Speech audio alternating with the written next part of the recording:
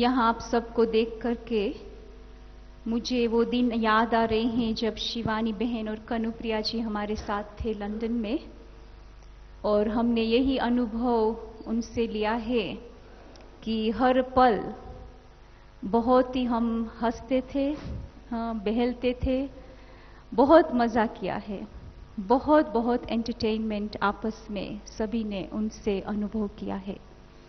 तो आज शिवानी बहन और कनुप्रिया जी, मैं आपको निवेदन करूंगी कि आप खुले दिल से हम सब ब्राह्मण परिवार के बीच में अपनी जो दिल की बातें हैं वो आप रखेंगे और हम आपको दिल की बातें पूछेंगे। और ये जो हमारा परिवार है, हम ब्राह्मण परिवार के तरफ से आपको ये प्रश्न पूछती हूँ सबकी जानकारी के लिए, और कानों में सुनाने वाली बातें आज हम सभी सुनेंगे। तो सबसे पहले आइए हम शिवानी बेन आपसे ये पूछते हैं कि अवेकनिंग विद ब्रह्मा कुमारीज, ये ट्रेडमार्क ब्रह्मा कुमारीज का ज्ञान जो विश्व में अभी फैला हुआ है, ट्रेडमार्क जो किया गया है अवेकनिंग विद ब्रह्मा कुमारीज, इसकी सक्सेस की सीक्रेट क्या है? ओम शांति। सबसे पहले तो आप सबको बहुत बहुत थैंक्स, कितना थैंक्स करें। सारी ब्लेसिंग्स और गुड विशेस ऐसे फ्लो कर रहे हैं, फील होता।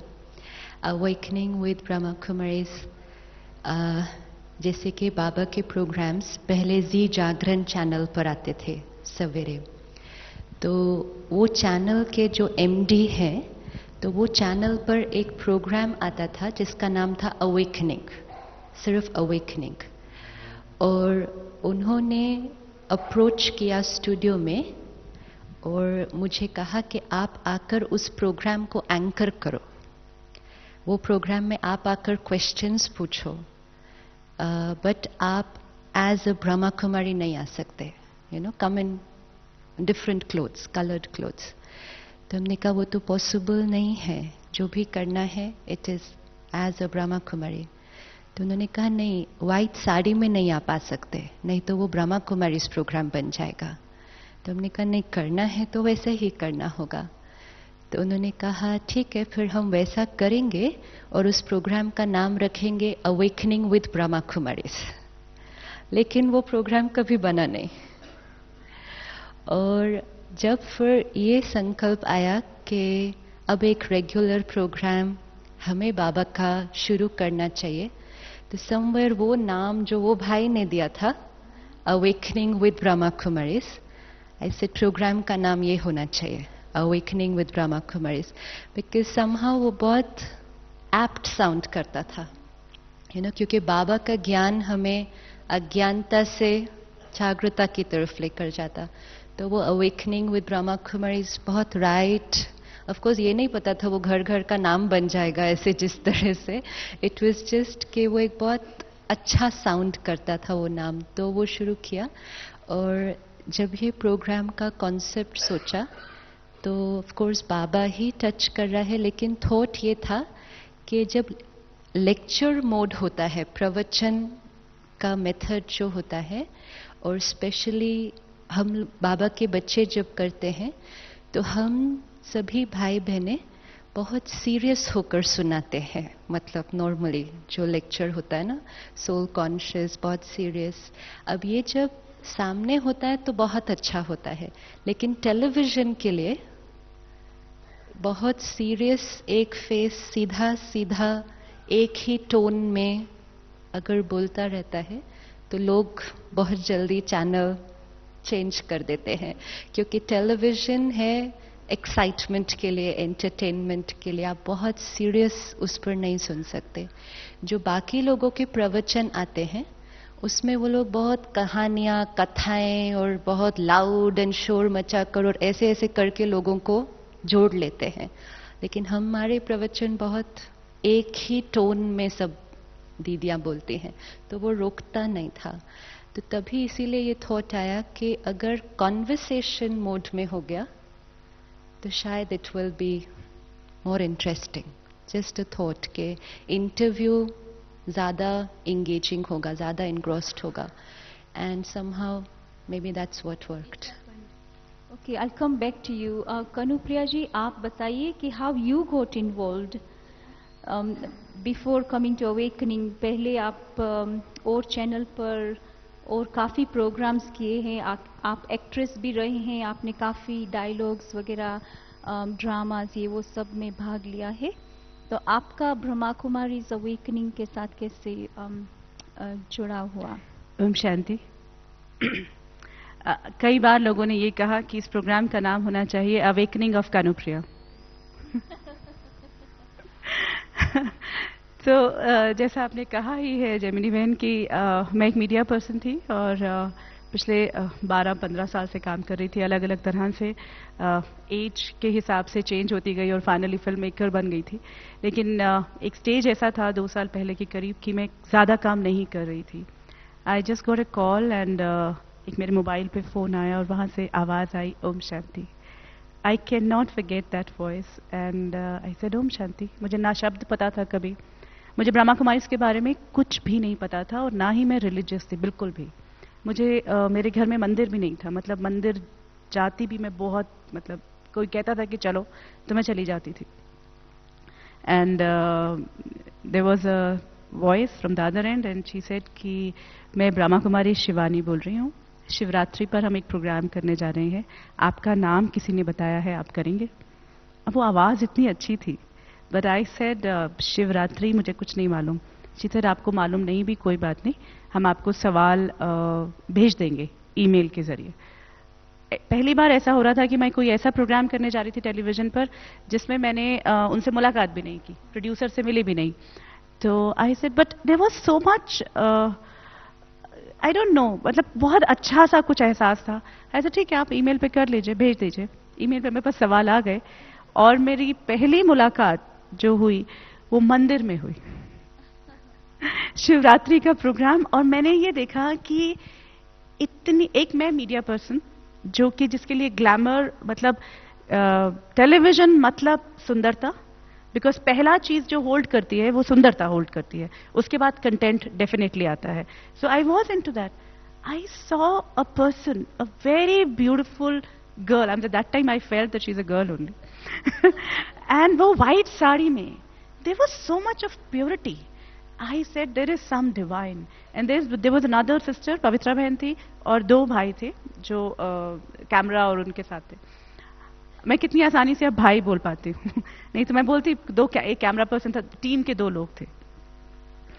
ज्योतिर्लिंग के ऊपर काम करना शुरू किया हमने कि 12 ज्योतिर्लिंग हैं, शिवरात्रि क्या होता है। मुझे I was totally blank, I said मुझे कुछ नहीं मालूम। और वहीं पर हमने पूरा डॉक्यूमेंट्री टाइप शूट करना था।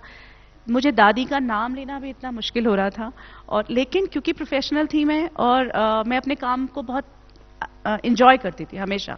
मीडिया मैंने बहुत इंजॉय किया। So this was the first relationship, और मुझसे वो रुद्राभिषेक करवाया गया, वो सारी चीज़ें करी जो मैंने आज तक जीवन में नहीं करी थी। मैंने पंडित जी से पूछा शिवरात्रि का क्या मतलब है, लोगों से पूछा, मुझे खुद ही नहीं मालूम था। But there was this something which kept with me, which remained with me. और जी जागरण के साथ जैसे इनका रिलेशनशिप था, मेरा भी 5 साल से एंकर थी मैं वहाँ पर। तो फिर एक हमने 15 अगस्त के लिए प्रोग्राम किया, तब भी शिवानी बहन के साथ हुआ था। एक चीज़ जो मुझे बहुत अच्छी लगी थी वहाँ पर जाते हुए, इतने सालों से मैं मीडिया का काम करती थी, मैं हमेशा ये कहती थी मीडिया एक परिवार है, लेकिन वहाँ पे बहुत स्ट्रेस, 24 घंटे का टेंशन, क्योंकि आपको आपको लास्ट मिनट के बहुत सारी चीज़ें होती हैं। यहाँ पर इतनी छोटी सी टीम इतना बड़ा काम कर रहे थे और एक भी पैनिक नहीं था। हर व्यक्ति इतने प्यार से सुनने को तैयार था आपकी बात। और जब हमने 15 अगस्त वाला किया, तब भी एक मैं अभी कहना चाहती हूँ कि स्वराज्य पे प्रोग्राम था। बहुत मज़ेदार बात ये, मैंने शुरू किया कि मेरे लिए, क्योंकि मैं दूरदर्शन की एंकर थी या जैसे भी थी, तो स्वतंत्रता का क्या मतलब होता है, वो आज़ादी के दीवाने और ऐसा ऐसा करके शुरू किया। एंड शिवानी बहन दूसरी तरफ कहती है कि स्वराज्य का मतलब क्या हुआ। मैं बोला हाँ, उन लोगों का क्या जज्बा था जो उन्होंने इस तरह से शुरू किया होगा, अपनी जान तक दे दी। शी सेड वो तो हम भूल जाते हैं, आज स्वराज्य का क्या मतलब है। और पूरी कॉन्वर्जेशन, 1 घंटे की कॉन्वर्जेशन जो थी, उसमें मुझे रियलाइज हुआ कि we are on totally different platforms, you know. She was talking about something else, स्व पे राज्य, और मैं बात कर रही थी स्वाधीनता और हमारे को कैसा। बट वो प्रोग्राम जो था वो still, I am say, it came out very good, but we were completely on different platforms. I could not understand, I am say, actually gradually when she started talking मुझे समझ में आ गया वो क्या कह रही थी, लेकिन मतलब स्व पे राज्य करने की बात तब तक मैंने सोची भी नहीं थी। यहां से वो बीच शुरू हुआ, एंड देन शीरू बहन के साथ ही, इंसिडेंटली शीरू बहन के साथ ही हमारी पहली सीरीज हुई और लिविंग वैल्यूज, और वो बहुत मैंने एंजॉय किया, मतलब फॉरगेट अबाउट। और मैंने ये देखा था कि जो मैं एंजॉय करती थी प्रोग्राम पहले भी, चाहे सुबह सवेरे करती थी चाहे रेडियो पे, वो लोगों को पसंद आता था क्योंकि आप खुद इन्वॉल्व बहुत हो जाते हैं। So this is how it started. कनु जी, जैसे आपने बताया कि स्वराज्य की बात शिवानी बहन ने आपको बताई, तो उस प्रोग्राम में आपको बहुत मज़ा आया। तो नेचुरली जो व्यूअर्स होते हैं उनको भी बहुत ही अच्छा लगता है, अगर आपको अच्छा लगता है, आपको मज़ा आता है, तो वो भी एंटरटेन होते हैं।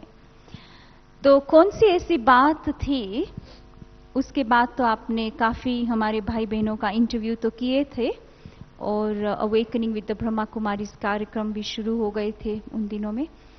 तो कौन सी ऐसी बात है जो आपने अपने अनुभव से सुनी और जैसे वो आपके दिल को लग गई, जिससे आपके अंदर एक प्रकार की उत्सुकता पैदा हुई कि मुझे भी इसके बारे में और ज़्यादा जानना चाहिए? बिल्कुल, एक लाइन जो थी, I was going through a very difficult personal time, I am से पर्सनल है, हाँ मैं बहुत मुश्किल दौर से गुजर रही थी अपनी ज़िंदगी के ही। वो वक्त वही था, एग्जैक्टली 2 साल पहले की बात है। दिसंबर में मतलब मैं बहुत जगह भटक गया। मैंने कहा कि मैं रिलीजियस नहीं थी, लेकिन जैसे ही मुश्किल आती है तो हर हिंदू की तरह मुझे ज्योतिष आता था, काफ़ी कुछ ज्योतिष आता था मुझे। तो मैं कभी ज्योतिष के पास जा रही, कभी इसके पास, जैसे ही मुश्किल आती है हम कहीं जाते हैं, तो मैं कहीं जगह जा रही थी। ये प्रोग्राम चलता जा रहा था और बहुत इंटरेस्टिंग हुआ। 2008 जनवरी मैं अपना पास्ट लाइफ रिग्रेशन भी करवा के आ गई। एक और ज्योतिषी से मिली, उसने कहा कि आपसे ना शिव भगवान नाराज हैं। सच्ची, पिछले जन्म में आपने कुछ ऐसा किया था, आपको क्या कुछ गुरु का समथिंग, और आपसे, एंड मैं इतनी low, that is why you know, अब मेरे को जब लोगों के सवाल आते हैं या प्रॉब्लम्स आती हैं, आई कैन रिलेट, बिकॉज आप इतने इंटेलेक्चुअल और इस लेवल पे होते हुए भी जब प्रॉब्लम्स आ जाती हैं तब आप सब कुछ मानने को तैयार होते हो क्योंकि आपके पास आंसर्स नहीं होते हैं। और मैंने बोला शिव भगवान मुझसे नाराज मतलब? तो ही से नहीं, आपको तो ये मंत्र इस टाइम पे इस मंदिर में हनुमान जी के सामने, शिव जी के सामने, माता के सामने, ये वाला दीपक, ये मैंने किया 15 दिन। मैं अपनी जीन्स की पॉकेट में वो मंत्र रखती थी और मेरे को बोले भी नहीं जाते थे मुझसे, और मैं वो जाके करती थी। फरवरी, मैं कभी भी ऐसे डेट्स याद नहीं रखती, लेकिन ये क्योंकि इतना पर्सनल मेरा हो गया, फरवरी I got a call and Shivani ने मुझे बोला कि आप राजयोग हम करते हैं। तब तक मैं उनसे कहती थी मुझे राजयोग करना है क्योंकि हम इतने प्रोग्राम्स कर चुके थे। इन्होंने बोला नहीं, हम प्रोग्राम पे करेंगे। मेडिटेशन के नाम से वैसे मुझे ऐसी होती थी कि पता नहीं अकेले बैठ के क्या करना होता है। तो राजयोग करना शुरू हुआ, आत्मा का परिचय हुआ। मतलब जो 7 दिन में कोर्स होता है लोगों का यूजुअली, हमारे 28 एपिसोड्स में हुआ। 28 एपिसोड मतलब 14 घंटे। तो पहले आत्मा का परिचय हुआ। अच्छा, ये बड़ा अमेजिंग था कि आत्मा मतलब मैं और मेरा शरीर, ये 2 फर्क काफी कुछ समझ में आए। उसके बाद एक लाइन, आपने मुझसे पूछा एक line which changed my world actually, which gave me, जिसने मुझे जिंदगी का एक बहुत बड़ा संबल दिया, वो ये कि भगवान आपसे बहुत प्यार करता है। दैट एक्चुअली आई थिंक मैंने रोना शुरू कर दिया था प्रोग्राम में, क्योंकि जहां ये शब्द इन्होंने कहा भगवान आया हुआ है, वो आप जैसे हैं जहां है आपको बहुत प्यार करता है, वो शब्द, उसके बाद मुझे रियलाइजेशन हो गया कि अब मतलब उसके बाद मुझे सुनना बंद हो गया था। मतलब वो मेरे लिए एक ऐसा मंत्र था, जो इतने सारे मेरे पास मंत्र थे उनके बाद, मतलब उसके बाद तो मेरा कॉन्फिडेंस लेवल उसके बाद फिर मतलब जब भगवान आपके साथ है फिर किस बात का डर। So that changed my life. सो हम देख सकते हैं कि जिन व्यक्ति का सक्सेस होता है या कोई भी व्यक्ति सक्सेसफुल जीवन में होता है तो उनके पीछे कोई ना कोई ऐसी सीक्रेट होती है। तो आज आपने हमको सीक्रेट सुना दी, thank you for that. Shivani ben, आपने जब स्टूडियो में सेवा करना शुरू किया और जैसे आप पहले ये वीडियो बनाया आपने शिवरात्रि के ऊपर, तो उसके बाद जैसे हर रोज आपका स्टूडियो में जाना ये वो सब चलता रहा, फिर कैसे आप सीन पर आ गए? जैसे कि अचानक ही हमारी दीदियों को हम देखते थे, फिर उसके बाद हमारी शिवानी दीदी को हम देखने लगे, तो आप अपनी थोड़ी अनुभव की बात सुनाइए। अवेकनिंग प्रोग्राम से पहले 1 साल पहले से ही स्टूडियो जाना शुरू किया था और सेवा थी वहाँ के प्रोग्राम्स तैयार करवाना, प्रोडक्शन, पोस्ट प्रोडक्शन, एडिटिंग, और वहाँ की जो टीम थी उनको पालना देना, क्योंकि वो सभी लोग एक प्रोफेशनल्स थे। तो वहाँ पर कोई भी बीके भाई बहन नहीं था, तो वो लोग एडिट करते थे लेकिन उनको कंटेंट ज्ञान नहीं समझ में आता था कि कौन सा लाइन रखना है और कौन सी लाइन काटनी है इसमें से। तो उनके साथ बैठकर वो लेक्चर कटवाना, तो वो सब करना था। तो मधुबन से, ओआरसी से सब जो कॉन्फ्रेंस के टेप्स आते थे उसको हम काटते थे, आधे आधे घंटे का लेक्चर बनाते थे और जागरण पर भेजते थे।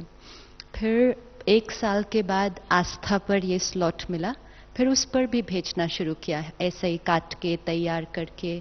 इसके बीच में थोड़े प्रोग्राम जैसे एक्सपेरिमेंट किए डायलॉग रूप में, डॉक्टर गिरीश पटेल, और तब हमने कहा हमें एंकर चाहिए, तो कहा एंकर ले आओ लेकिन हम पैसे नहीं देंगे उसके लिए।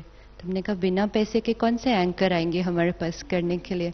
तो फिर हमने डॉक्टर मोहित गुप्ता को बुलाया एंकरिंग करने के लिए कि फिर बी के परिवार में से ही चाहिए एंकर अगर हमें, क्योंकि तब तक कुछ था नहीं तो कोई खर्चा बहुत ज़्यादा नहीं कर पा रहे थे उस पर।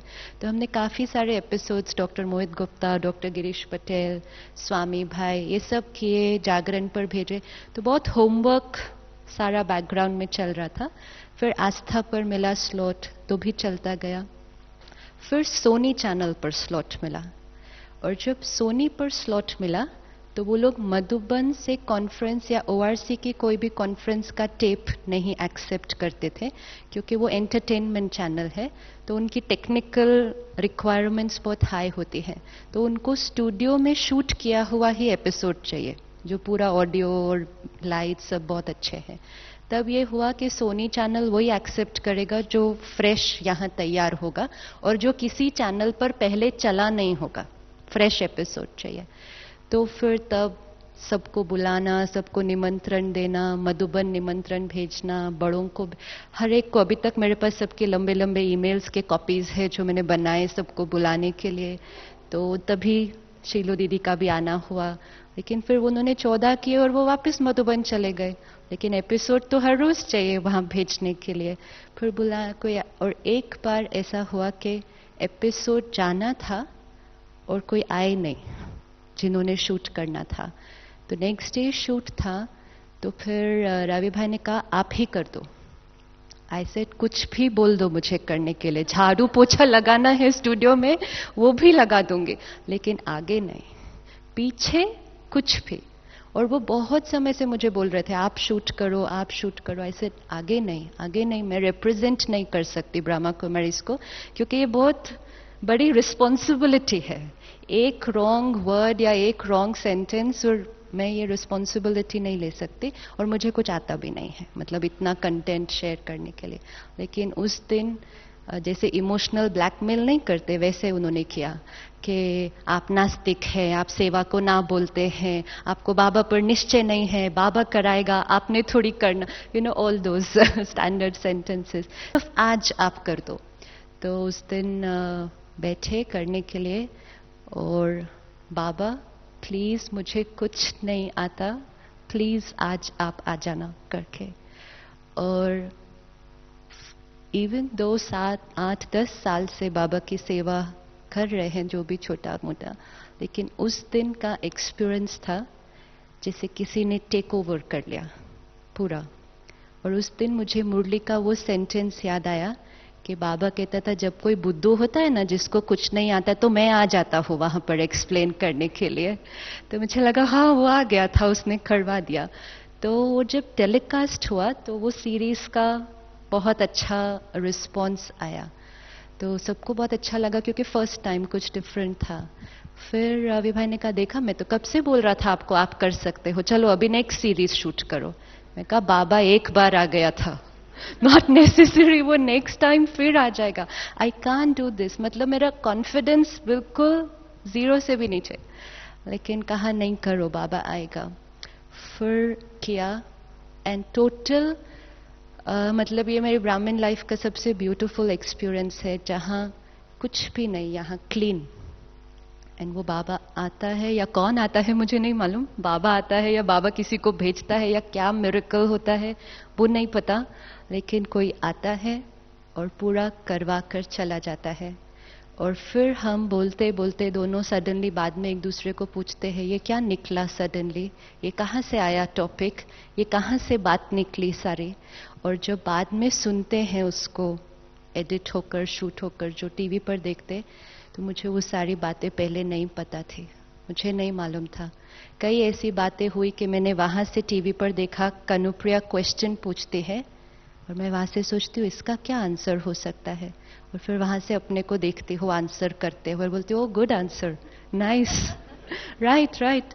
बट उस टाइम कैसे हुआ वो नहीं पता है। और अभी भी हर बार एवरी टाइम जब हम शूट करने बैठते हैं, और तब मैं बहन को बोलती थी, मैंने कहा बाबा आता है, तो कहती पता नहीं क्या बोलते हैं, बाबा आकर करवाता है। तो खुद कहती थी कि ये कहाँ से सब निकल रहा है, ऐसे बाबा आकर करवाता है। अब खुद एक्सेप्ट करते हैं कि हाँ मेरे थ्रू भी बाबा ही करवाता है, मैं नहीं करती डेफिनेटली, क्योंकि इतने मिरेकल्स देखने को मिलते हैं कि दुनिया भर में अलग अलग जगह पर अलग अलग लोग सडनली ऑन करते हैं और कहते हैं उस दिन वो देखा, वही मेरी प्रॉब्लम थी और वही आंसर मिल गया। ये कोई ह्यूमन बीइंग के बस की बात है ही नहीं। ये बाबा का उन बच्चों के साथ चल रहा है डीलिंग, और वो बस बैठकर उस समय कराता है। तो हम तो सिर्फ डर डर के बैठ जाते हैं कि आज भी आ जाएगा, और वो आ जाता है। करना चाहूंगी कि जब ये सचमुच कहती थी कि बाबा आते हैं, तो मैं बोलती थी हाँ हाँ बाबा आते हैं, क्योंकि पता नहीं होता था कि क्या हो रहा है। तब तक मैं बाबा से मिली भी नहीं थी। मार्च में पहली बार जब मैं मिली, वो जो मेरे को अनुभव हुआ, वो अनुभव पहला वाला तो आई वॉज इन लाइक ब्लैंक, उस अनुभव को मैंने रजिस्टर नहीं हुआ मेरे पास, क्योंकि वो अनुभव वॉज लाइक फर्स्ट। लेकिन सेकेंड टाइम 25th को मैं जब मिल के गई हूँ, वो मैं उसको देख पाई। अब तक मैं सीख भी चुकी थी देखना कैसे होता है चीजों को। तो वो अनुभव बाबा के होने का, कि when Baba is there, there is something which is so good and the life is so beautiful, when इतना सुंदर एहसास। तो अब उसके बाद वापस आके जब हमने प्रोग्राम किए ग्लोबल फेस्टिवल में, and Shivani used to tell me कि आप ना बाबा को बुला लेते हैं। तो पहले मेरे को समझ में नहीं आता था, अच्छा ठीक है, मतलब मेडिटेट करते थे और बुला लेते। उस दिन क्योंकि मैं अनुभव करके आ चुकी थी, उस दिन मेरे को कंफर्म हुआ, क्योंकि मेरे को वही फीलिंग हुई।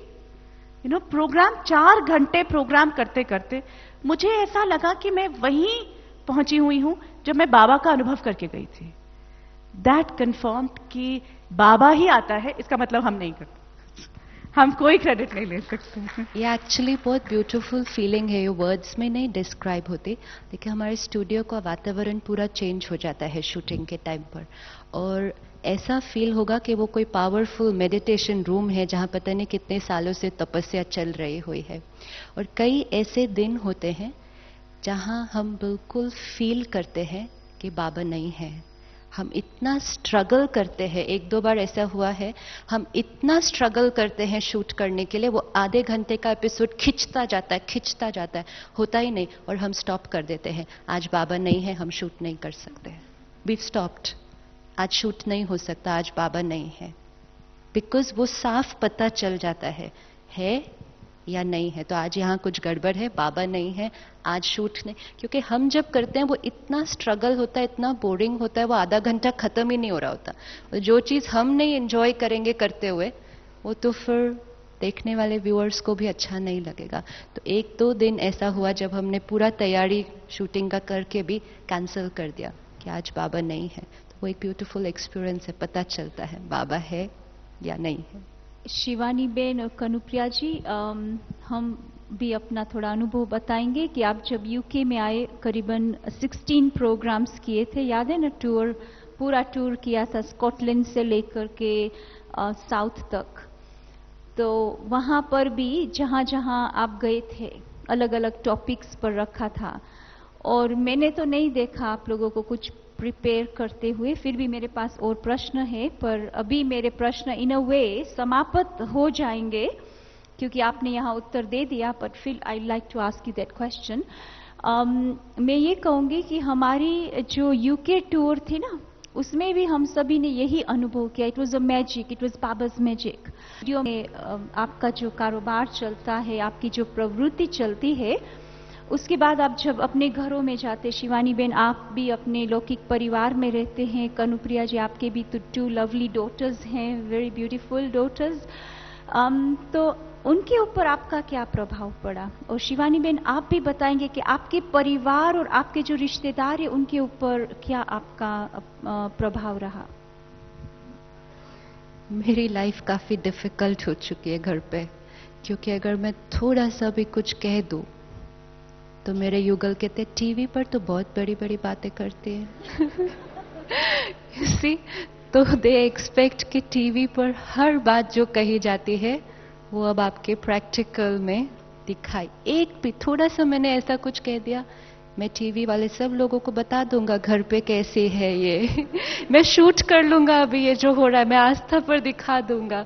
सो yes, but they are not very affected by it, because मतलब इट्स नाइस। बट क्योंकि घर में सभी बाबा के ही बच्चे हैं, तो हर एक यही कहता है कि क्योंकि वो फील करते हैं कि ये इंस्ट्रूमेंट का कुछ नहीं है, ये टोटली बाबा ही करा रहा है। So they are just very happy about that कि बाबा करा रहा है और बाबा की सेवा हो रही है और बाबा ही प्रत्यक्ष हो रहा है। That is that. आपकी सोशल लाइफ और आपकी परमार्थ स्पिरिचुअल लाइफ दोनों अलग अलग है या एक है? सोशल लाइफ कुछ नहीं है, social life is BK family. I don't have any other social life, it's only the BK family. हाँ, लेकिन ये होता है थोड़ा कि अब कहीं भी बाहर जाओ, मार्केट भी जाओ, ट्रैवल भी कर रहे हो, तो लोग ऐसे ऐसे देखते हैं, वही है या नहीं है, वही है या नहीं है। तो मेरे युगल बोलते हैं वही है। इससे क्या घूरते रहते हैं ऐसे, लोग आपस में, कई लोग आपस में शर्त लगाना शुरू कर देते हैं, वही है या नहीं है, कुछ कुछ ऐसे कोई आपस में उसे, तो वो थोड़ा सा उनके लिए थोड़ा सा डिफिकल्ट हो जाता है। तो एक को जाकर उन्होंने बोल दिया वही है। तो that is a little part of the journey, that's okay. Kanupriya ji आप बताइए। बहुत लंबी कहानी हो जाएगी। लेकिन अगर परिवार के साथ बैठे, मैं एक बात यहाँ कहना चाहूँगी। मैंने थैंक यू नहीं कहा क्योंकि शिवानी बहन ने थैंक यू से शुरू किया था। ये बहुत इमोशनल भी हो सकता है क्योंकि मैं काफ़ी इमोशनल हूँ बाबा के कारण। बाबा का ज्ञान सुनते सुनते मेरे को वो इनर स्ट्रेंथ मिलनी शुरू हुई है, और अब मैं वैसे नहीं रोती हूँ जैसे रो लेती थी पहले। लेकिन इतना ज़्यादा प्यार मैंने कभी एक्सपेक्ट नहीं किया था। इवन लंदन से या यूनाइटेड किंगडम से जब मैं वापस आई थी, तो लास्ट प्रोग्राम में सबने कहा था कि क्या करेंगे आप वापस जाकर। मैंने यही कहा था कि मैं इतना सारा प्यार लेकर जा रही हूँ, इतना सारा प्यार, और मुझे नहीं पता कि कहाँ उड़ेलूंगी ये प्यार, लेकिन मैं भारत जाकर ज़रूर इसको अपने प्रोग्राम के माध्यम से या बाकी जितने भी प्रोग्राम्स कर रही हूँ वहाँ उड़ेल दूंगी। मैंने जीवन में हमेशा एक चीज़ मांगी थी, एक चीज़ देखती थी, एक चीज़ मुझे अच्छी लगती थी, वो था प्यार करना। मतलब मुझे भक्ति नहीं आती थी, मुझे गॉड का भी कुछ पता नहीं था, मुझे लोगों से प्यार बहुत होता था। मैं कभी भी किसी से बात कर सकती थी, इसीलिए मैं एक्टर थी, शायद इसीलिए एंकर थी।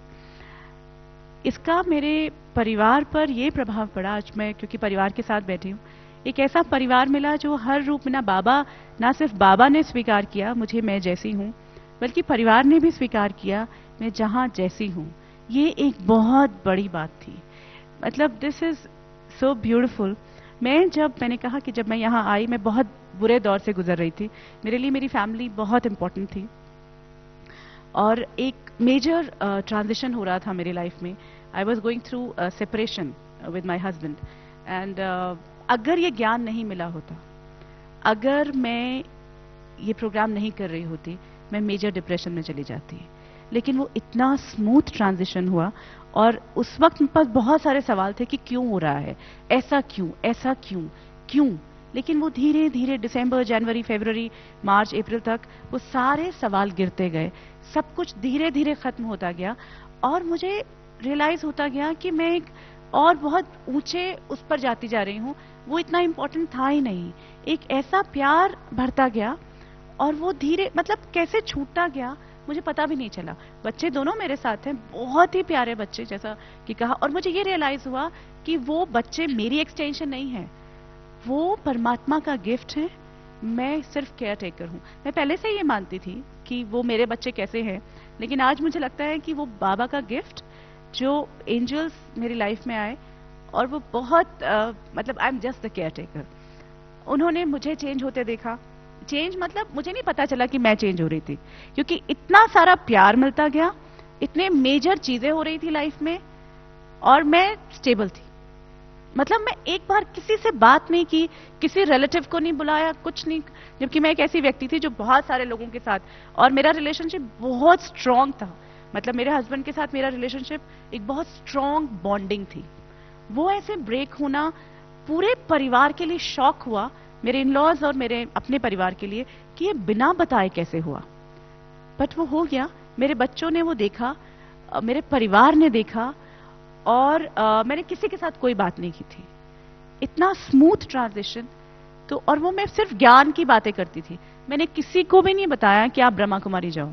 मैंने कभी किसी को नहीं कहा, ना अपने भाई को, बहन को, दोस्तों को, कि आप कुछ करो। धीरे धीरे लोगों ने बात करनी शुरू की, मेरे अपने रिलेटिव्स ने, कि तुम ये प्रोग्राम कर रही हो। धीरे धीरे मुझे समाज में एक ऐसी जगह मिलने लग गई इस प्रोग्राम के माध्यम से कि किसी ने भी मुझसे ये नहीं पूछा कि तुम सेपरेटेड हो, तुम टुगेदर हो। Ultimately my family became me, my children. This was only Baba who could have done it. तो मेरे लिए इट वॉज अगेन, जैसे किसी ने कहा था कि is it awakening of Kanupriya, so I think it was living for me, this was the true life which I started getting, और उसमें प्यार से भरना। और इसीलिए शायद ये प्रोग्राम ऐसा रहा, क्योंकि मेरे जीवन में वो आती जा रही थी, वो सारे सवाल, सारी चीजें कि कैसे इसको हैंडल करना है, कैसे। हर बार मैं एक सीरीज करके जाती थी, मैं खुश होकर भर के जाती थी, मेरे पास सारे सोल्यूशंस होते थे। वहां पहुंचती थी, फिर एक नई चीज होती थी, वो मैं फिर सवाल लेके फिर पहुंची होती थी स्टूडियो। तो ये ऐसे सीरीज चलती गई और इतनी ताकत लेकर मैंने देखा कि मैं बहुत ऐसे कोई फाइटर नहीं हूं। मैं बहुत ज्यादा जोर से नहीं बोलती या बहुत लड़ नहीं सकती मैं चीजों को लेके। तो मेरी मम्मी कहती थी कि मुझे बहुत डर लगता है कि तुम कैसे करोगी जिंदगी में आगे। लेकिन इतना आसान था सब कुछ, कुछ भी मुश्किल नहीं था, क्योंकि उसकी ताकत मिल गई थी, उसका हाथ पकड़ के। it was not very difficult, and this was the biggest change which I felt in my life. Thank you Kanupriya ji, आपने इतना ऑनेस्टी से अपना अनुभव शेयर किया हम सब के बीच में। We feel close right to her, हमको इतना नज़दीक पने का अनुभव हो रहा है। और इसके साथ शिवानी बेन, अभी आप बताइए कि स्टूडियो में आपके साथ जो भाई या बहनें काम करते हैं, सेवा करते हैं, तो क्या आप उन्हों को भी ऐसे ज्ञान देते हैं? और दिन भर में आपकी क्या दिनचर्या होती है वहाँ पर स्टूडियो में, क्या प्रिपरेशन होती है? वैसे आप तो टेक्निकल सब जानते ही हैं, तो स्टूडियो का थोड़ा हमको सेटअप के बारे में आप बताइए। जैसे पहले ही डिस्कस हुआ था कि एक अवेकनिंग से 1 साल पहले से ही वहाँ जाना शुरू किया।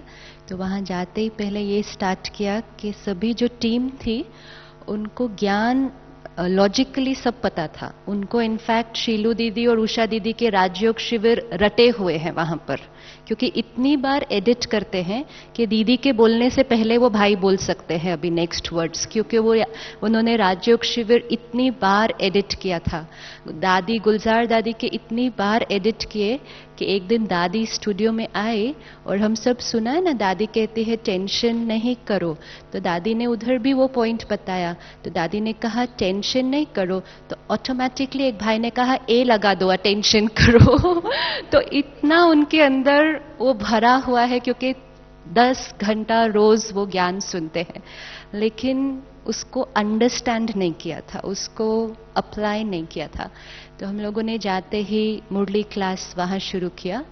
तो 8-10 भाई बहनों की ही टीम थी, तो हम लोग कॉन्फ्रेंस रूम में बैठकर मुरली करते थे, लेकिन वो मुरली एक बोर्ड ऑफ डायरेक्टर्स की जैसे मीटिंग होती है ना, वैसे होती थी, कॉन्फ्लिक्ट, कंफ्यूजन, क्वेश्चन आंसर्स।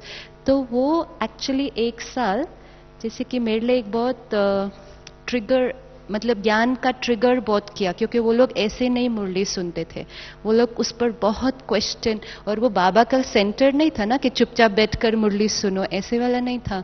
तो वो लोग बहुत क्वेश्चन, बहुत क्वेश्चन, बहुत क्वेश्चन, और इसलिए शायद हम लोगों ने ज्ञान का बहुत चर्निंग किया है वहाँ पर वो एक साल के अंदर। तो डेफिनेटली सबने धीरे धीरे उसको अडॉप्ट किया। फिर जब जैम लॉन्च हुआ तो हम शायद फर्स्ट थे जिन्होंने वो 1 मिनट इमीडिएटली स्टार्ट किया। जिस दिन हमें वो जस्ट अ मिनट प्रोजेक्ट पता चला, हमने स्टूडियो में वो 1 मिनट साइलेंस हर 1 घंटे के बाद स्टार्ट किया, और वो सभी को बहुत अच्छा लगा। फिर तो बाबा से मिलने भी आए हैं, तो इट्स मोर और less everyone is now like family. दूसरा एक ये क्वेश्चन है कि आस्था इंटरनेशनल पर हम सभी awakening with the Brahma Kumaris देखते हैं, देश में और विदेश में, और आपने भी स्टूडियो में इनका स्टैटिस्टिक्स निकाला है कि इनके व्यूअर्स कौन है, कौन व्हाट एज ग्रुप समझो आस्था में, और अभी जो है जी टीवी पर भी दिखाया जाता है और जागरण पर भी। तो आपका आगे ये ब्रह्मा अवेकनिंग विद ब्रह्मा कुमारीज के लिए विजन क्या है, कौन सा रूप आप देखना चाहते हैं? एक्चुअली ये वाला रूप भी तो हमने नहीं देखा था ना तो really it's can't no planning, ये बाबा का ही काम है। जी टीवी भी सडनली कैसे हो गया, मतलब no one is sitting there and planning anything, कोई विजन नहीं क्रिएट हो रहा। ये तो जैसे कि अपने आप एक जिगसॉ पजल है जो बस अपने आप ही वो पीसेस फिट होते जाते हैं, and we really don't know कल कौन सी सीन है। सो nothing, not at all, nothing in mind at all. Kanupriya ji, you have any vision? The way the awakening with the Brahma Kumaris is going? You know, this is actually before we sat, हम आज शाम को ही हम discuss योग में बैठने से पहले ही हम आधा घंटा यही डिस्कस कर रहे थे कि व्हाट नेक्स्ट हमने हैप्पीनेस इंडेक्स करो, हमने सेल्फ मैनेजमेंट कर लिया है, इमोशनल इंटेलिजेंस, और वो भी नाम कैसे निकलते थे, बहुत ही मतलब हम वहाँ बैठते थे प्रोग्राम के टाइम पे। अच्छा, एक और बहुत मज़ेदार बात इस प्रोग्राम से जुड़ी हुई है, जब भी हमने कोशिश की कि हम डिस्कस करके प्रोग्राम करें, हमने कई बार बहुत कोशिश की कि हम उसको बिल्कुल एक तरीके से एक पैटर्न से काम होना चाहिए। शिवानी बहन बहुत लिख के भी लाती थी कि ऐसे ऐसे ऐसे ऐसे नोट्स के साथ, मैं बोलती थी हाँ ऐसे करेंगे ऐसे करेंगे, और हम सुबह सुबह मैं तैयार होके बैठी और प्रोग्राम शुरू हुआ, मतलब कि उससे पहले 15 मिनट हमने कहा हम बात करते हैं। प्रोग्राम शुरू होता था ओम शांति, अवेकनिंग, ये ही वो। मेरा पहला ही सवाल कुछ और होता था जो मैंने सोचा ही नहीं था और जो हमने डिस्कस ही नहीं किया था। उसके बाद वो पूरी कहानी कहीं और चली जाती थी और वो सारी तैयारी वेस्ट हो जाती थी। ये बोलती थी मुझे कि ये ना इतना हो जाना चाहिए कवर, आज हम 3rd एपिसोड तक हम इतना कवर कर पाएंगे, मतलब इतना हम ले लेंगे, और हमारे 7 एपिसोड कई बार हो जाते थे और इतना ही कवर हुआ होता था, क्योंकि वो कहीं का कहीं। तो वी रियलाइज कि हम प्लान नहीं कर सकते हैं आज, इसीलिए मैंने ही बैठ के कहा था कि हम क्या करें, क्योंकि समहाउ आप सब लोगों ने परमात्मा को अनुभव किया। एक बात है कि ज्ञान को समझते हुए अब मैंने मुरली पिछले 3 महीने से यूके से आने के बाद मैंने मुरली रोज पढ़नी शुरू की, और उसके बाद मैंने अमृत वेला, 2 चीजें मैंने रोज करनी शुरू की। तो मैंने अपने आप को देखा कि मुझ में इनर स्ट्रेंथ ज्यादा आई। और ग्लोबल फेस्टिवल के दौरान मुझे जो बात समझ में आई वो ये कि आई थिंक लोग तैयार हैं, हम उन्हें डायरेक्ट बता सकते हैं चीजें। इनफैक्ट एक दिन तो मैं ये सोच रही थी कि कभी बाबा आया हुआ होगा, हम उनका लाइव करेंगे आने वाला वक्त ये होगा, ये है मेरी विजन कि बाबा आए होंगे, हम लाइव उनके साथ चैट करेंगे. अच्छा. Kanupriya wants to interview him. Okay, so you better trademark your awakening with Brahma Kumaris. You have to trademark it so that nobody runs with it. अच्छा जी, कनुप्रिया जी, आपका बाबा के याद का भी यूके के आने के बाद आपने कहा मुरली पढ़ना शुरू किया, अमृत वेला भी आपने शुरू किया है, तो आपका बाबा के साथ अनुभव क्या है वर्तमान समय? मैं एक बात बिल्कुल ये शेयर करती हूँ कि मुझे सिर्फ एक त्योहार सबसे अच्छा लगता है, वो है होली.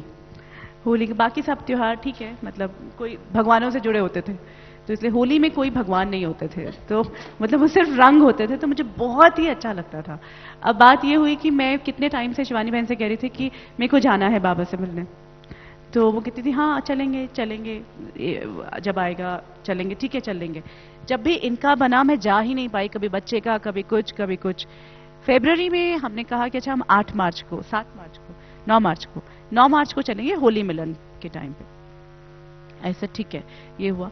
फिर कुछ हुआ कि नहीं जा पा रहे थे हम लोग, तो जैना बहन आई थी यहाँ पे हमारे साथ, जो यूएस की, वॉशिंगटन की, और उनके साथ मैंने फरवरी में प्रोग्राम किया, और उन्होंने कहा पक्का 9 मार्च को मैं आपसे मिलूंगी वहाँ पे. मैंने बोला हाँ ठीक है, और बहुत अच्छा मेरा जैना बहन के साथ, मतलब इनफैक्ट हर सिस्टर के साथ, ये तो मैंने शेयर ही नहीं किया कि ना सिर्फ शीरू बहन के साथ, जितने भी भाई बहनों के साथ प्रोग्राम किया मैंने, मुझे ऐसा लगा कि मैं सबको जानती थी. कहीं पे भी कभी भी ऐसा नहीं लगा मुझे कि मैं पहले, इवन डॉक्टर मेहता के साथ जब मेरी बातचीत हुई, it was as if I knew everybody.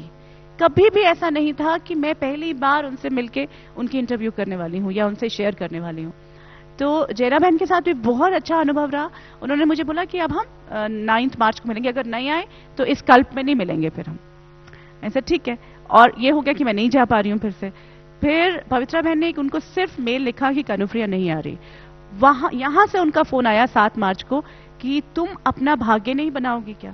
वो पुकार इतनी स्ट्रांग थी कि मैंने रवि भाई को बोला कि मुझे जाना ही है, कुछ भी हो जाए. मेरी बेटी का एग्जाम था जर्मन का, मैंने बोला बेटा मैं जाऊंगी ही जाऊंगी. सीधर अच्छा मम्मा आप जाओ. 8 मार्च को मैं यहाँ पहुंची. 9 मार्च को जैना बहन ने कहा था आप ना साइलेंट रहना बाबा मिलन से पहले. अच्छा मुझे इतना ये भी था कि मुझे पहले ये डर लगता था कि भगवान के सामने हम जाएंगे तो उसे पता चल जाएगा कि मैं गंदी हूँ. तो मैं इनसे बार बार पूछती थी कि मैं नहीं, मतलब ये मुझे बोलती थी कि चलो. मैं बोला मैं कैसे जाऊंगी, क्योंकि मैं मतलब उतनी अच्छी नहीं हूँ जितने आप सब लोग हो अच्छे. तो इन्होंने बोला था नहीं कोई नहीं. जैना बहन ने फिर अपना अनुभव जब सुनाया तो उनके साथ भी बिल्कुल ऐसा ही हुआ था. तो मुझे एक कॉन्फिडेंस आ गया कि अच्छा बाबा कभी भी ये नहीं कहते कि आप बुरे हो, मतलब ओपनली कम से कम नहीं कहेंगे कि बुरे हो. एंड देन 8 मार्च को मैं जब यहाँ आई, मुझे ऐसा लगा कि मैं अपने पिता के घर हूँ. या तो वो थॉट में था या कुछ भी था, बहुत अच्छी फीलिंग थी. जबकि मेरे साथ कोई भी नहीं था, ना शिवानी बहन थी ना रवि भाई थे, स्टूडियो की पवित्रा बहन थी. मतलब ये भी नहीं था कि कोई बड़ा मेरे साथ हो, लेकिन यहाँ पे इतना प्यार सबका. और फिर 9 मार्च को जब मैं बैठी उस हॉल में, ब्रिजमोहन भाई साहब ने कहा था कि आपको ना हम बुलाएंगे, आप ऊपर आ जाना फिर स्टेज पे मिलने के लिए. तो पहले तो मैं कहूँ कि मेरे को नहीं जाना स्टेज पे, वो उनको पता चल जाएगा कि यही है यही सबसे बुरी कल्प्रिट. और तब तक मैं वो सफेद कपड़े मतलब ऐसे चमक चमक वाले ही पहनती थी. तो उसी दिन सुबह मैं जानकी दादी से मिल चुकी थी. दादी जानकी ने मुझसे कहा कि तुम ये लिबास कब बदलोगी. मैंने सोचा मैंने तो व्हाइट पहना हुआ है, उस पर थोड़ा गोल्डन था, बट मैं इतनी दुखी हो गई. मैं बोला मैंने तो अपनी तरफ से सफेद पहना हुआ था. खैर उसके बाद हम प्रोग्राम में बैठे, मेरे दिमाग में ये बात भी चल रही थी कि अच्छा मेरे अभी कपड़े भी मतलब सफेद नहीं हुए हैं पूरे. पहली जब वो आए बाबा, उससे पहले तक सारे लोग मुझसे बातें कर रहे थे. लंदन वाले मिल गए थे, सारे हांगकांग के मिल गए, एंड एवरीबडी वाज टॉकिंग. और मैं बोला ले बाबा तो आ जाएंगे. मैं शांत, मैं चुप हुई भी नहीं. मेरे को साइलेंस में बैठना चाहिए था, मैं नहीं बैठी. लेकिन जब वो आए मुझे कुछ भी सुनना बंद, मुझे जो आसपास बात कर रहे थे सब सुनना बंद हो गया. That's what I am saying कि I just felt I went into a trance. मेरे साथ कभी नहीं हुआ था जिंदगी में ऐसे. या तो मैंने सोचा कि मैं बहुत तैयारी करके आई हुई थी, इस कारण मुझे ऐसा लगा. और पहली बात, पहला थॉट मेरा आया कि इनको कैसे पता चलेगा, इतने सारे 20,000 लोग थे कि मैं बैठी हुई हूँ. और पहली चीज उन्होंने ये कही कि आज मैं आपको वरदान देता हूँ कि आप वो डायमंड्स 7 कलर को कि डायमंड्स को ना ऐसे करके आप वो एंजल की ड्रेस पहनेंगे. I felt it's for me, you know, because I was so conscious about the dress I used to wear. I mean, it felt कि he knew what I was thinking. मुझे बिल्कुल ऐसा लगा. उसके बाद से मुझे वो याद आ गया कि he loves me the most. I mean, he loves everyone, but like मेरे लिए बहुत जरूरी था ये कि he loves me the most. And then तो मतलब उसके बाद सिर्फ मैं और वो, मुझे कुछ याद नहीं कि मुझे कब मैं ऊपर गई, कब मुझे वहां पे उन्होंने रोका. मुझे पवित्रा बहन ने बताया कि आपको रोक दिया, और अगर मैं नॉर्मल होती तो मुझे बड़ा एम्बैरेसिंग होता. मुझे कुछ भी नहीं पता चला कब मैं वहां गई. मेरे को सिर्फ उनकी वो eyes, and he gave me an apple I think, and then मतलब मुझे स्टेज पे दादी थी, ब्रिजमोहन भाई साहब थे, कौन था, क्या कह रहा था, मुझे कुछ भी नहीं याद था. मुझे सिर्फ that connection, and it remained with me till 12 o'clock. And when he was going, I realized I was crying because I told Pavitra Bhen, I don't want him to go. You know, that was something so powerful, and it remained with me for a lot of time. मतलब काफी देर तक, वापस आने के बाद भी काफी देर तक. मुझे जी जागरण पे जब मैं गई, वहां पर लोगों को सीधा ये नहीं बताया जा सकता कि आप किससे मिल के आ रहे हो. कहते किससे मिल के आए आप? मैंने बोला मैं मिल आई बस, जिससे भी मिलना था. अब मैं कैसे बताऊं कि भगवान से मिल के आई मैं? तो उन्होंने बोला आप जिससे भी मिल के आए हो, आप इसको रिटेन कर सकते हो जो आपको जैसे आप लग रहे हो अभी. मैं बोला वो नहीं मैं कह सकती, but people started feeling, you know, जब मैं पहली बार मिल के आई कि I have changed. And that change I think second time जब मैं आई हूँ तो वो अनुभव मुझे होता गया कि, और अब मैंने कहा था कि मैं हर बार मिलना चाहती हूँ, मैं क्यों नहीं हर पल मिल सकती उनसे. और तभी वो मेरा अमृत वेला, मेरा कनेक्ट होना बाबा से, और वो फीलिंग, क्योंकि वो feeling of happiness is so good कि मुझे ये रियलाइज हुआ, मेरी ये विजन है कि हर आत्मा का हक है, चाहे वो किसी भी सेक्ट का है, किसी भी धर्म का है, कि उसे उसके पिता से मिलना चाहिए. You know, this is something which I think should be our mission next. Shivani Ben, you want to It's give true, your it's experience? true, but I know Baba will take us and guide us forward and see whatever the next scene is. Because, Hindi you know, एक है कि हमने हमेशा देखा, एक है सेवा हम अपनी कैपेसिटी में प्लान करें, और एक है बाबा की कैपेसिटी में वो सेवा. तो अपनी कैपेसिटी में बहुत लिमिटेड होती है, उसकी कैपेसिटी में होता है तो it just goes beyond anything जो हमने कभी भी सोचा होता है. तो I really don't no next step क्या है. व्हाटएवर. ग्लोबल फेस्टिवल में डेफिनेटली वो अनुभव हुआ कि हम लोग जब प्रोग्राम्स कर रहे थे तो यही लक्ष्य रखा कि हर बार बस बार बार यही बोलना है कि भगवान आ चुका है, आ चुका है, आ चुका है. और रिश्ता भगवान के साथ कैसा रिश्ता जुटना है. तो 4 तारीख 4 अक्टूबर जो सेकेंड डे था इनॉग्रेशन का, तो जो फोन्स होते हैं ना जिस पर फीडबैक आता है प्रोग्राम का, तो उस दिन कई लोगों के ये फोन आए, क्योंकि ओवरऑल भी वाइब्रेशन ना हर इवेंट में जैसे बाबा बाबा बाबा था, तो कई लोगों के फोन उस दिन आए कि ऐसा लग रहा है ये हमारा प्रोग्राम हो रहा है, और ऐसा लग रहा है कि हमारा पिता आ चुका है. ये व्यूअर्स ने बोला, भगवान आ चुका है भी नहीं बोला, बोला हमें आज लग रहा है हमारा पिता आ चुका है. दिस हैपेंड ऑन 4 अक्टूबर, जो फोन्स लोगों ने किए स्टूडियो के लिए. Just ये last question, and I'd like to open the floor to the viewers or the listeners here. अभी क्या है कि एक लास्ट क्वेश्चन ये है कि शिवानी बेन और कनुप्रिया जी, आप जब प्रोग्राम शुरू करते हैं उसके पहले, जैसे कई बार हमने कोई स्लोगन ध्यान पर रखते हैं हमारा माइंडसेट बनाने के लिए, या वी डू सम रिचुअल, या कोई मंत्र बोलते हैं या कुछ करते हैं, आप क्या करते हैं शुरू करने से पहले? चाय पीती हूँ मैं तो. नहीं, कुछ भी नहीं. हम लोग बस सभी पूरी टीम जो स्टूडियो में होती है शूटिंग फ्लोर पे, हम लोग डेफिनेटली बाबा की याद में बैठते हैं. और मैं तो बहुत डर कर हर टाइम बोलती हूँ प्लीज आ जाना, सारी इज्जत आपके हाथ में है, प्लीज आ जाना, आ जाना, आ जाना. बिकॉज आई नो ये हम नहीं कर रहे हैं, वो बहुत स्ट्रॉन्ग एक्सपीरियंस है. तो इट्स मोर लाइक बाबा का आह्वान करना, सिर्फ बाबा को याद नहीं करना, लेकिन बाबा का आह्वान करना आने के लिए वो प्रोग्राम से पहले। And this another last question I have for you, Shivani Ben, is that आप जब आपको कनुप्रिया जी क्वेश्चन पूछते हैं तो उस समय आप उत्तर देते हुए एग्जाम्पल देते हैं, प्रैक्टिकल एग्जाम्पल्स, तो ऐसे प्रैक्टिकल एग्जाम्पल्स है जो सबको जच जाता है, छोटे या बड़े हैं सबको। तो ये प्रैक्टिकल एग्जाम्पल्स क्या आपने सोचे हैं, आपने या अपने चलते फिरते चर्निंग में आपने चर्निंग किया है, क्या किया बहन है? यहाँ बैठी है, प्रूफ है कि वो एग्जाम्पल निकलता है मुख से और बाद में हम कहते हैं अच्छा एग्जाम्पल था ना, कितना इंटरेस्टिंग। हम खुद ही सीखते हैं उस टाइम, रियली वो कहाँ से निकल आता है। And I really tell we talk कितना इंटरेस्टिंग एग्जाम्पल था, एकदम समझ में आ गया उससे। तो मुझे ऐसे लगता है जैसे शिव बाबा ने जब ज्ञान सुनाया, ब्रह्मा बाबा कैसे सीख रहे थे ना साथ साथ, ऐसे मैं सब कुछ वो प्रोग्राम पे सीखती हूँ। हर एग्जाम्पल वो शूटिंग पे निकलता है, फिर बाद में जब वर्कशॉप्स में जाते हैं तो उसको यूज करते हैं, लेकिन निकलता वो अवेकनिंग के प्लेटफॉर्म पे है सारा उसी टाइम। कोई एग्जाम्पल पहले नहीं सोचा हुआ है उसमें से, कुछ भी नहीं तैयारी। टॉपिक डिसाइड होता है उस दिन का कि क्या टॉपिक करना है, बट सी एग्जाम्पल इसलिए प्रिपेयर नहीं है क्योंकि क्वेश्चन क्या पूछने वाली है वो मालूम नहीं है। हाँ, तो अभी कनुप्रिया जी आपसे एक क्वेश्चन है कि आपको कौन सा प्रश्न पूछना चाहिए? You get it right, how come?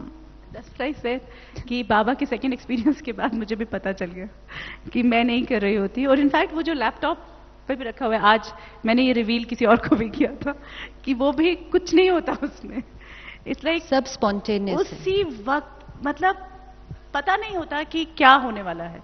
It's like it's just actually हम लोग सिर्फ दोनों बैठ के गप्पे करते हैं, really, इसलिए हमने उसको गॉसिप बोला है। और आज भाई ने डिनर टेबल पर बहुत प्यार से कहा, कहता हाँ दो औरतें बैठकर ना चक चक चक चक करती रहती है, वो सारी दुनिया देखती है। It is actually like that, बिल्कुल वो कॉन्शियसनेस नहीं है, कैमरा ऑन है, लोग सुन रहे हैं, लोग, इट्स जस्ट एज इफ दो लोग बैठकर कॉन्वर्सेशन नॉर्मल घर के अंदर। तो जैसे कॉन्वर्सेशन पहले नहीं प्रिपेयर्ड होती ना कि क्या एग्जाम्पल देंगे, क्या होगा, तो it just comes out as a conversation. और इनको भी नहीं पता है यहाँ से क्या सेंटेंस आएगा, तो इसलिए इनका नेक्स्ट क्वेश्चन तैयार नहीं हो सकता, और मुझे ये नहीं पता इनके यहाँ से कौन सा क्वेश्चन आएगा। दोनों पपेट्स हैं, absolute puppets, absolutely puppet string है, you are two puppets doing the puppet show. First I thought कि आई एम द पपेट, पहले मुझे ये श्योर था कि I am the puppet, but I thought ये बहुत अच्छी प्रोफेशनल एंकर है, but now I know she is also not doing anything, वो भी एक और पपेट है। क्यों पता चलता है? क्योंकि हर एक लोग कहते हैं जो हमारे मन में है वो आपने पूछा। हाउ इज इट पॉसिबल कि हर एक के मन में जो है ये पूछ सकते हैं? इट्स नॉट पॉसिबल, तो ये नहीं पूछ सकती है इतना। तो इट इज डेफिनेटली जो बाबा ने सब तक पहुंचाना है। there is something which I would like to share कि when she used to say earlier ना, मतलब मैं भी जब भी कोई प्रोग्राम पहले भी शुरू करती थी, वैसे तो मुझे लाइव में भी कभी कोई डर नहीं लगता था, लेकिन कभी कभी कुछ मोमेंट्स ऐसे होते हैं जब आपको मतलब लाइट ऑन होने वाली है कैमरा की एंड आपको डर लग जाता है। And then I used to say कि oh please god, any god, nothing, it was like एक तो ऐसे ही मन में आता था ये शब्द। और जब मैं ये प्रोग्राम करने आई एंड शी यूज्ड टू से सो लविंगली, बाबा प्लीज आ जाना, तो मैं बोलती थी अच्छा ये ऐसे सोचती होंगी कि जैसे मैं बोलती थी कि oh God please come, like please help me that time. But what I used to like about her connection with God was it was so personal. मतलब वो मैं and I used to envy that actually कि ये मतलब कितनी प्यार से उनको बुला लेती है, बाबा प्लीज आ जाना। एंड मुझे इनको देख के लगता था कि हाँ इनकी बात सुनते भी होंगे, बट ग्रेजुअली धीरे धीरे आई रियलाइज कि अगर इनके हैं तो मेरे भी हो सकते हैं। And I made that. आज बाबा थे कि नहीं थे? Thank you very much, a big hand. Thank you so much. तो अभी का जो प्रश्न है, तो अब प्रकृति हमें देखकर खुश हो रही है। तो मेरा सवाल ये था उनको कि जब अभी आगे चलकर प्रकृति विकराल रूप धारण करने वाली है, तो ऐसे वक्त हम जो ब्रह्म कुमारी ईश्वरी विश्वविद्यालय के जो बाबा को याद करके एक 108 और 160 का ग्रुप करके अगर हम योग में बैठे तो ऐसे परिस्थिति को हम थमा सकते। तो ब्रिजमन भाई बोले कि नहीं है, ऐसा नहीं हो सकता क्योंकि ये तो चमत्कार होगा। तो मेरी आपको ये विनती है कि आपकी क्या राय है इस। ओम शांति। जैसे भाई साहब ने ऑलरेडी आपको आंसर दिया था कि बाबा ने तो हमें सब पहले से ही बता दिया है, एवरीथिंग। तो बाबा ने तो हमें बताया ही है कि प्रकृति की हलचल तो होनी ही है, ये तो नेचुरल परिवर्तन का जो अब सीन आने वाला है उसमें होना ही है। लेकिन बाबा ने हमें ये बताया है कि हमारा सबका क्या रोल है, कि हम जब योग में रहते तो योग में बैठकर हम सभी आत्माओं को उस टाइम वाइब्रेशंस, तो वायुमंडल को जो सहयोग वाइब्रेशन से दे सकते, तो वो बाबा ने हमेशा हमें याद दिलाया कि प्रकृति की हलचल पर चिंतन नहीं करना कि क्या हुआ, क्यों हुआ, कैसा हुआ। आप अपनी स्थिति पर ध्यान रख के उन सभी आत्माओं को योगदान देना है, तो वो हमारा रोल होगा। ओम शांति। बात नहीं कहनी चाहिए, लेकिन एक आत्मा का नाम हम नहीं कह पाए। मैं कहना चाहती हूँ रवि भाई का नाम, क्योंकि जो स्टूडियो को देखते हैं, और अगर उन्होंने ये थॉट नहीं क्रिएट किया होता, अगर उनके मन में ये प्रोग्राम को और स्टूडियो में आगे काम नहीं करने की बात आई होती, और उन्होंने हमें कंप्लीट इंडिपेंडेंस दी, पूरा वक्त वो स्टूडियो को देखते थे और स्टूडियो के बारे में सोचते थे, लेकिन कभी भी प्रोग्राम जब हम कर रहे होते थे कभी कोई इंटरफेरेंस नहीं था। ये कंप्लीट जो हमें इंडिपेंडेंस मिली थी, that really made a lot of difference. तो रवि भाई को भी बहुत बहुत थैंक यू।